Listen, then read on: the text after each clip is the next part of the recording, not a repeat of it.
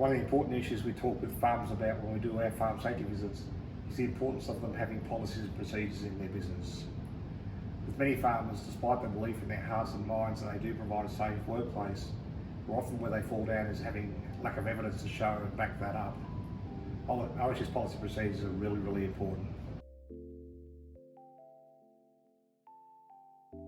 The first one we talked about is the employer's motherhood OH&S policy, something that outlines clear commitment and intent towards health and safety, the powerful motherhood statement for the business.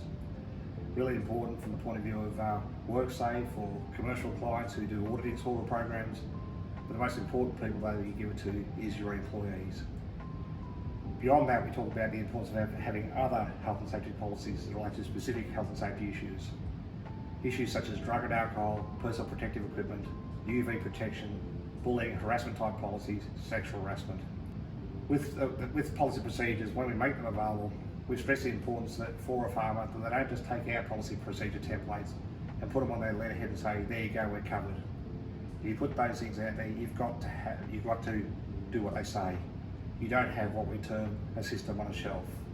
One of the most important things we do is not only to give the resources to farmers, but also guide them through how to use them. The two key points in time which you use your policy procedures, number one, first and foremost, is when someone starts with your business, your induction process. You have a legal responsibility to provide a safe place and system of work, but that duty is underpinned by a couple of pillars. One of those important pillars is the duty to provide accurate information, instruction, training and supervision as is necessary to ensure your employees can work in a safe manner. Training and instruction on day one, your induction process, critically important. But also, especially for young or inexperienced workers, to instill confidence in them that you take safety seriously, but also that if they have any concerns, they can come to you and make you aware of those concerns. Policy procedures during induction is really important to communicate those, but thereafter to use them intermittently at various times throughout the course of the year. And in doing that, going a long way towards meeting another key legal duty you have under OH&S law, and that's a duty to consult with workers about matters that affect their safety.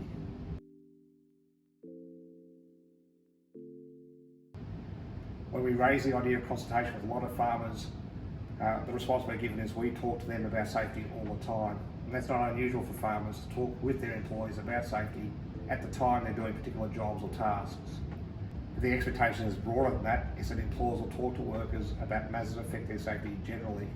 And that includes bringing up issues such as drug and alcohol, bullying and harassment type matters, personal protective equipment. But our advice is to ensure that OH&S is on the agenda in a formal sense at least once a month. The consciously, as part of running a business, you sit down and have what is commonly referred to as having a toolbox meeting and putting these issues on the agenda throughout the course of the year. With policy procedures, getting the employees involved, having a discussion with them, engaging with them, giving them the opportunity to express their views on the matters. In doing that, hopefully also what you get is a culture in your business. They know you do take safety seriously, but it becomes a part of the fabric and the way things are done in your business.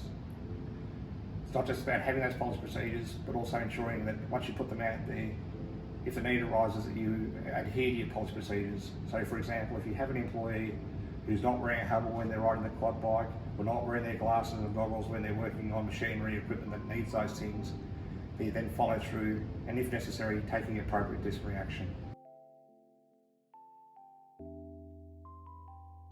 When we talk with farmers about using their policy procedures, we get in their heads around what is the right time of year, and there's no right or wrong answers to these questions that we ask, which we ask on a regular basis, almost day by day.